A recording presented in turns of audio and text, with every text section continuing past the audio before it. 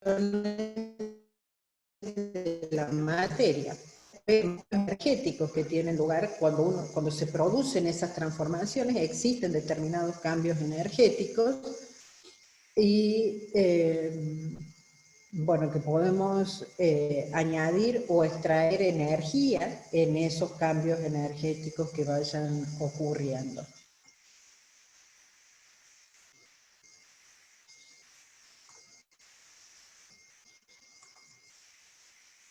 ¿Qué entendemos por materia?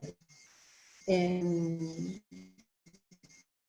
ciencia, nosotros tenemos que el término general se aplica a todo aquello que ocupa un espacio y posee los atributos de gravedad e inercia.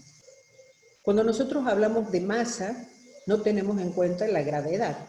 Entonces, cuando nosotros incorporamos el concepto de gravedad o fuerza gravitatoria, estamos hablando de peso. Entonces, la cantidad de materia de un cuerpo viene medido por su masa, que vamos a diferenciar de lo que es peso. ¿Cómo diferenciamos? Porque lo afectamos por la fuerza gravitatoria. Entonces, en la Tierra, si nosotros nos encontramos en el mismo lugar de la Tierra, vamos a tener el mismo valor de la aceleración de la gravedad. Entonces, ¿cómo determinamos ese peso? Como el producto de la masa por la gravedad de la Tierra en el punto que estemos trabajando o en el que nos encontremos.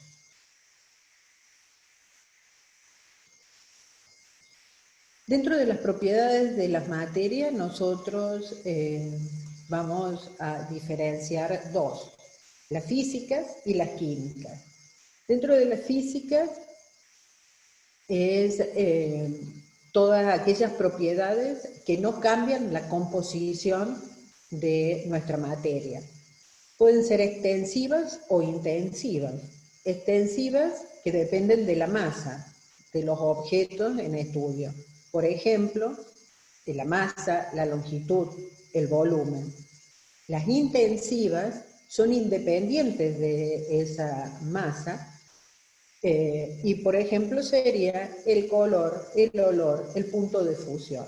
Por ejemplo, el punto de fusión a nosotros va a ser fijo, el punto de fusión o el punto de ebullición, supongamos el punto de ebullición del agua, va a ser fijo a una determinada altura con una determinada presión, supongamos 100 grados centígrados. Es independiente si yo tomo el punto de fusión de 100 mililitros, de 1 litro o de 15.000 litros. El punto de fusión o de ebullición va a ser exactamente el mismo. El calor que yo le suministre para obtener o para llegar a ese punto de fusión no va a ser el mismo. Entonces el calor es una propiedad extensiva, mientras que el punto de fusión o el punto de ebullición es una propiedad intensiva. Y dentro de las propiedades químicas son aquellas que sí se transforman, la materia se transforma cuando ocurre esa propiedad. Dentro de las transformaciones que nosotros podemos tener transformaciones físicas y transformaciones químicas. Dentro de una transformación física, por ejemplo, el paso del agua en estado sólido al estado líquido es una transformación física. No ocurre cambio de materia, yo sigo teniendo agua en estado sólido o en estado líquido, pero la composición es siempre la misma, es el agua. Otro, por ejemplo, una transformación a través de un impacto, yo rompo una botella de vidrio, yo tenía una botella, ahora la tengo rota, pero la botella es exactamente la misma composición, sigue siendo vidrio con la composición que tenía inicialmente. Mientras que en una transformación química yo parto de determinada materia y llego a otra materia distinta de la que partí. Por ejemplo, si yo quemo en presencia de oxígeno una hoja de papel, yo parto de un material orgánico y luego voy a obtener otro, dependiendo cómo sea esa combustión, voy a tener dióxido de carbono, voy a tener agua, puedo tener carbón particulado, pero no tengo más la hoja de papel inicial. Lo mismo que en el caso, por ejemplo, cuando tengo el hierro. El hierro, si yo a estos tornillos los tengo en buen estado, tendría hierro en estado sólido. Si lo tengo, como se encuentran acá en la foto, en este caso yo ya no tengo, si bien parte de su composición es hierro, ya no es hierro en estado sólido, sino que está oxidado, o sea, yo tengo óxido de hierro. Entonces yo partí de una clase de materia y llegué a otra. Esa sería una transformación química. Cuando nosotros tenemos sistemas materiales, ¿qué es un sistema material? Es una porción de materia que se separa para realizar un estudio experimental. Lo podemos clasificar en homogéneos y en heterogéneos. Los homogéneos son aquellos que presentan todas las propiedades intensivas exactamente igual en todas sus partes. Pueden ser sustancias puras, como son elementos y compuestos, o pueden ser disoluciones. Son mezclas homogéneas de dos o más sustancias. Mientras que si yo tengo un sistema heterogéneo, presentan propiedades intensivas que van variando de una zona a otra. Por ejemplo, acá yo les puse una foto de un granito, una piedra de granito. Es bien visible de que tengo esta forma de esa piedra de granito por diferentes componentes. Yo veo cada una de las fases porque tienen exactamente colores diferentes. Ese granito puede estar compuesto por feldespato, por mica, por cuarzo. Dependiendo el color del granito, puede tener también hasta formaciones de óxidos de hierro. Entonces es un sistema heterogéneo. Yo puedo clasificar las distintas partes en distintas fases.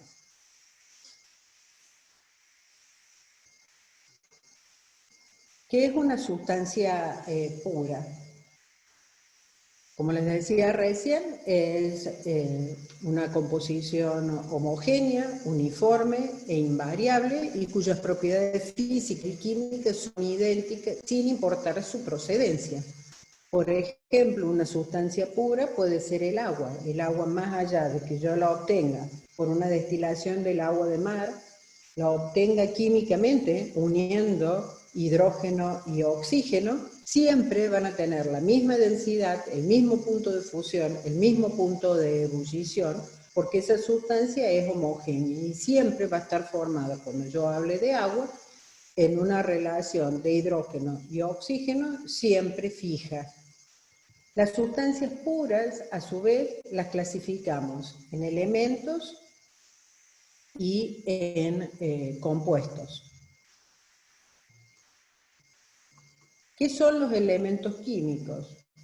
Bueno, yo calculo que lo deben tener más o menos claro. Un elemento químico, ¿dónde los vemos a los elementos o dónde están organizados los elementos químicos? Lo vemos en la tabla periódica. En la tabla periódica tenemos todos los elementos químicos que se conocen hasta el momento. ¿Y qué es? Es una sustancia formada por un solo tipo de átomo, unidades que forman la materia, que no pueden ser descompuestas o divididas en sustancias más simples, siempre y cuando estemos hablando de la química tradicional. Hasta el momento se conocen más de 118 elementos químicos, de los cuales 92 pertenecen a la naturaleza y el resto han sido sintetizados artificialmente o por bombardeo en los núcleos atómicos o por síntesis química.